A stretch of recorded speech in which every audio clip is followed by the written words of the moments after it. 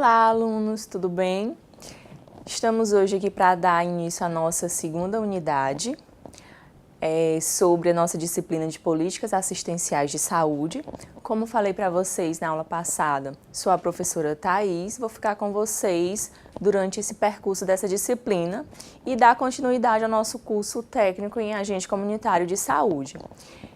E o que iremos trabalhar hoje? Como roteiro de aula, vocês podem estar observando através do nosso slide que a gente vai falar de dois temas.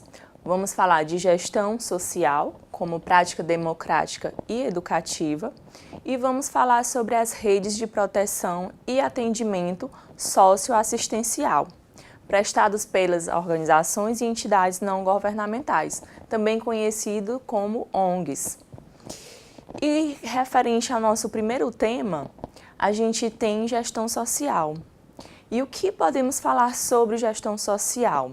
O que vem à mente de vocês ao abordar a gestão social? Essa gestão social, ela vem justamente com a preocupação de se trazer benefícios para a população ou para as demandas sociais mais críticas, aquelas populações menos favorecidas, aquelas pessoas mais necessitadas e excluídas com relação aos seus direitos básicos. Direitos básicos à educação, à saúde, ao lazer e à cultura. E também, quando se fala nessa gestão social como prática democrática e educativa, a gente pode se falar também em uma gestão participativa. E nessa gestão participativa, consiste nesses diferentes atores envolvidos no processo de gestão. Que atores são esses? Nós, enquanto profissionais da saúde, vocês em formação, como técnicos em agentes comunitários de saúde, poder participar dessa gestão, poder ser ativo nesse processo, nessa gestão social. Aí a gente tem a participação de técnicos, a gente tem a participação dos usuários, também muito importante a gente ter a participação desses usuários, a participação de movimentos sociais e de grupos organizados da nossa sociedade civil. Então, é uma das formas da gente fazer essa gestão social, através dessa participação de ambos os autores, de todos os autores envolvidos no processo. Então, dessa forma, essa gestão, que considera todos esses autores, esses atores, né, articulando, inclusive na dimensão do controle social, se a gente tem, dessa forma, uma efetivação do controle social na gestão pública. Um exemplo é você, enquanto cidadão, usuário, pertencente à sua comunidade, participar da Conferência Municipal de Saúde referente ao seu município, que lá serão discutidos os principais aspectos para as políticas públicas, para as políticas sociais e para as políticas de saúde. Então, é um espaço democrático e que você, enquanto sujeito ativo, pode intervir dessa forma, tendo um controle social na gestão pública. Então, dessa forma, como podemos melhorar o nosso sistema de saúde?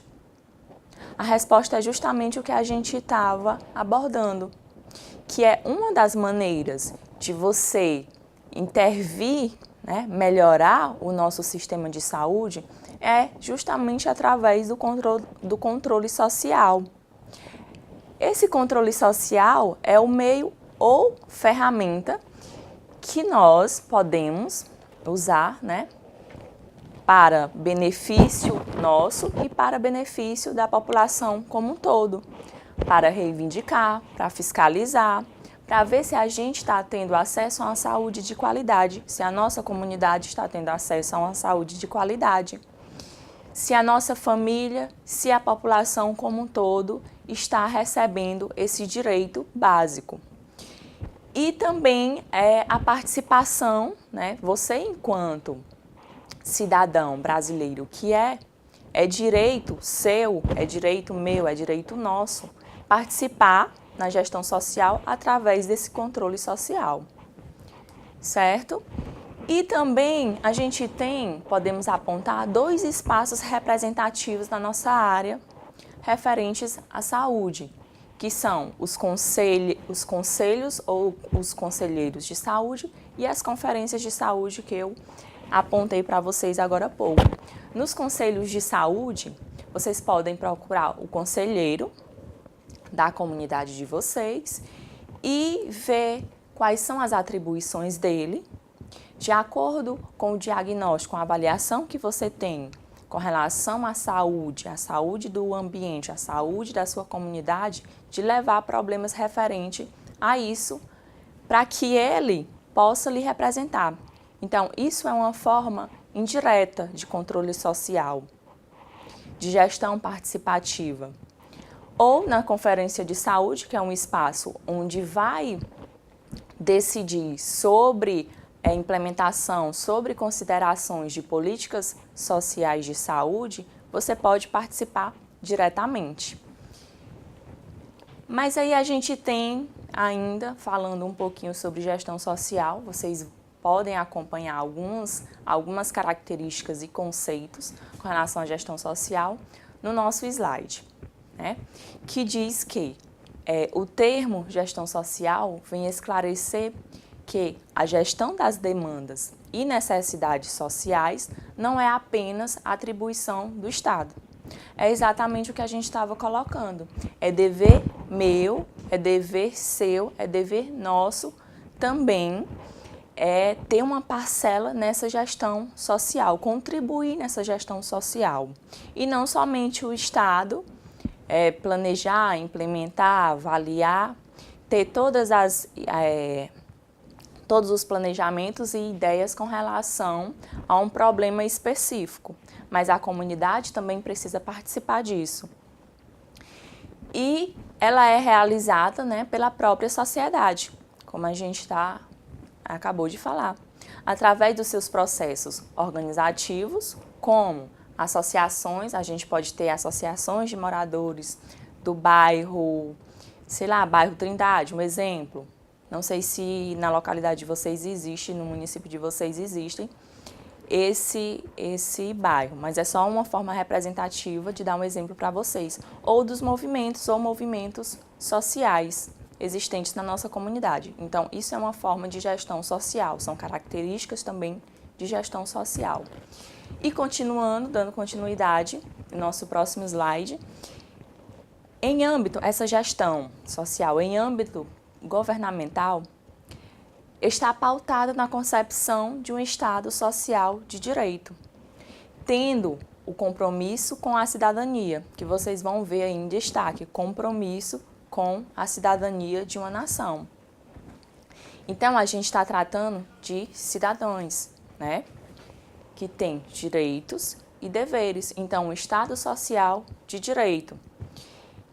E também que essa gestão social tem os pilares fundados nos princípios constitucionais, que regem as políticas, né, que a gente abordou na nossa primeira unidade, que a gente tem as políticas públicas, que regem os programas e serviços públicos, dando ao Estado autonomia administrativa para regular tais ações e serviços. Então, o Estado vai gerir, né, essas ações e esses serviços e implementar.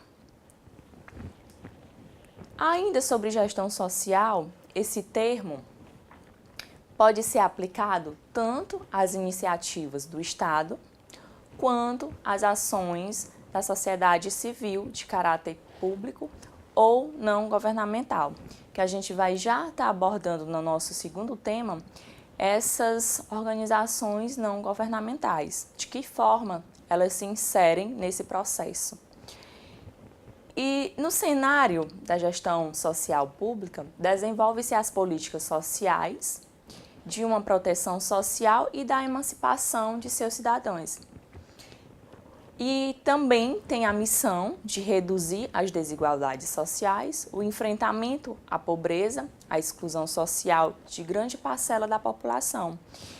Então, a gente tem, nesse meio da gestão social, justamente garantir,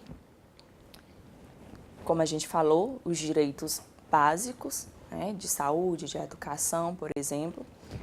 São os mais taxativos que a gente pode estar citando, com relação à sociedade como um todo e aquela parcela da população que é excluída desses direitos, que tem mais dificuldade em ter acesso a esses direitos.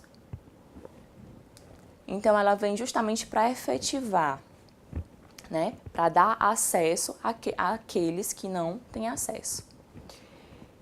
E essas organizações que eu acabei de falar para vocês, elas atuam nessa gestão mas sem fins econômicos, sem fins lucrativos.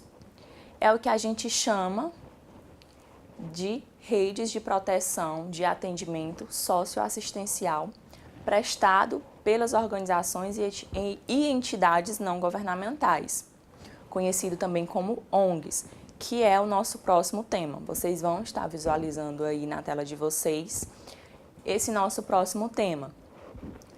O que vem a ser essas redes de proteção e atendimento socioassistencial, que também é conhecido como terceiro setor, que estão dentro do terceiro setor. Que esse terceiro setor, ele é um órgão de manifestação da própria sociedade civil, de iniciativa privada, mas com projetos e fins sociais públicos, ou seja, não econômicos, não tem como objetivo o lucro. É privado, sociedade civil, mas tem como projeto fins públicos, fins em comum à coletividade. Então, ele entra justamente como um incentivador para contribuir com o Estado, porque só o Estado não tem condições de atender toda a demanda social do país. Então, ele precisa dessa contribuição dessas outras entidades, que a gente tem essas entidades assistenciais, sem fins lucrativos.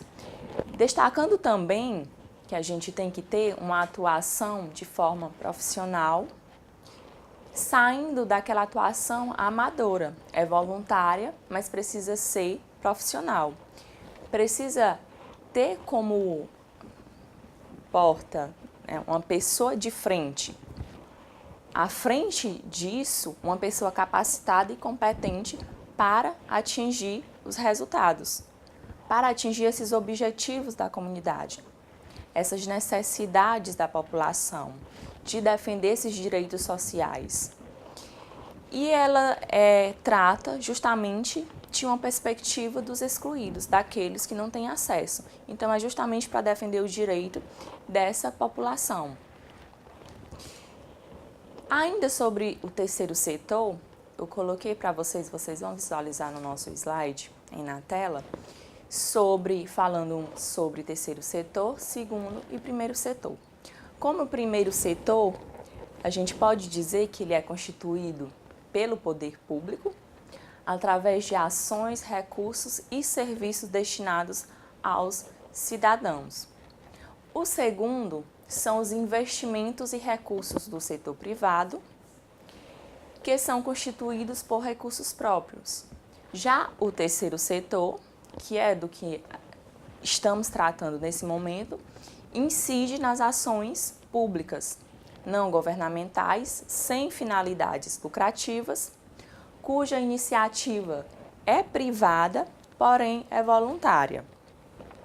Então, gravem isso como característica do terceiro setor, que é justamente o tema que a gente está abordando nessa segunda parte da nossa aula. Então, esse terceiro setor, ele é constituído de organizações não governamentais, fundações, associações comunitárias e entidades assistenciais e filantrópicas, ou outras que venham a existir sem fins lucrativos. Como eu citei para vocês, a gente pode ter as associações de bairro, associações lá na minha unidade básica de saúde, referente à minha estratégia de saúde da família, eu vou instituir uma associação comunitária.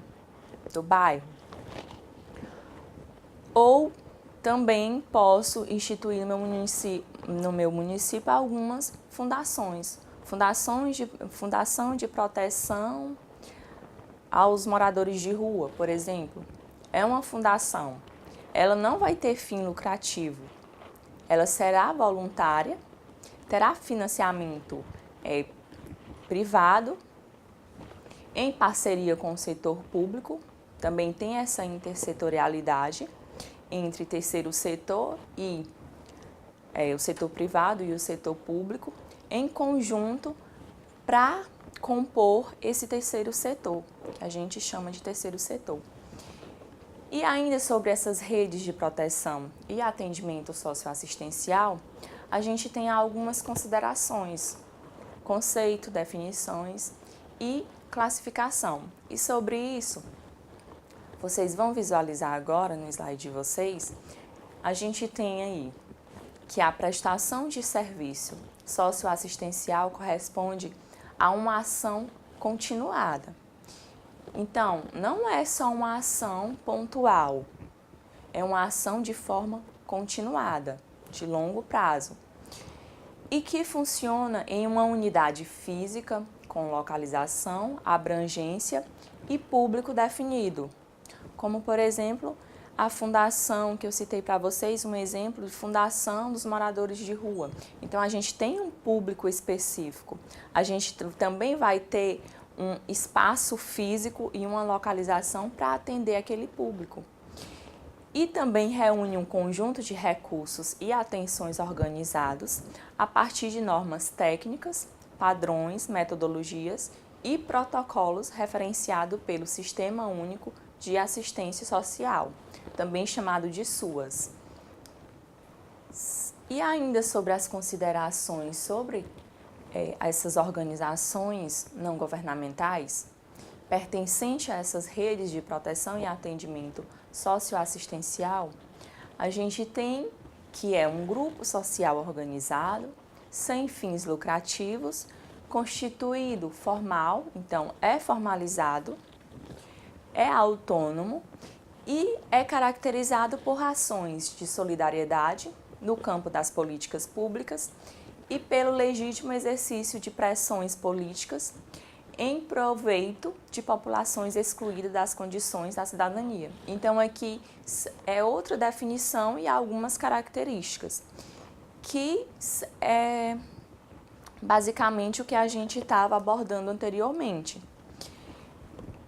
Ainda sobre essas características dessas ONGs, a gente tem que são instituições que atuam na área de assistência social, então pertence essa rede socioassistencial, da saúde e da educação, e tem como demanda geralmente famílias ou indivíduos em situação de pobreza, ou indivíduos em vulnerabilidade social, ou de desemprego, ou subemprego, no mercado informal de trabalho, sendo estas excluídas do acesso aos bens e serviços para a manutenção das suas próprias necessidades básicas. Então, ela tem como essa característica de priorizar os excluídos. E ainda como característica dessas ONGs, apesar de ser organizações privadas, suas ações são de interesse público. Então, ela prioriza o coletivo. E sua relação com a sociedade é totalmente desprovida de interesse mercantil. Ou seja, não tem fins econômicos, lucrativos, de lucrar. Estas entidades não visam ao lucro ou a realização de suas ações. Então, são ações de interesse público e desprovidas de interesse mercantil.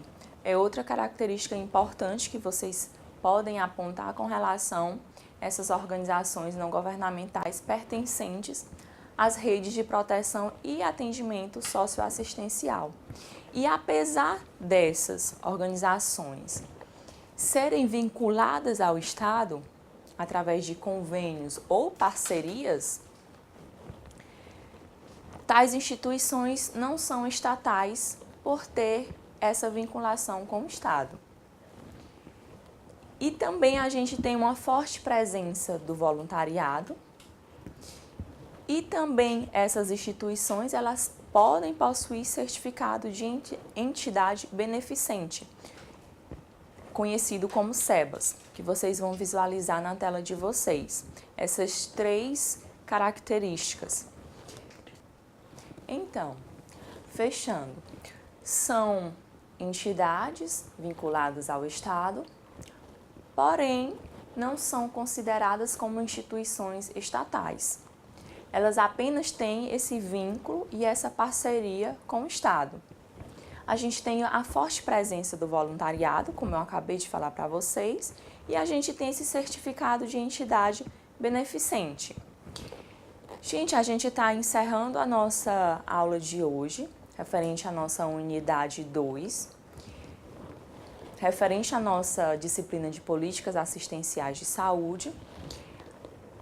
No nosso próximo slide tem o meu e-mail, qualquer dúvida vocês podem entrar em contato comigo, se sintam à vontade, e até a nossa próxima aula, referente à nossa unidade 3.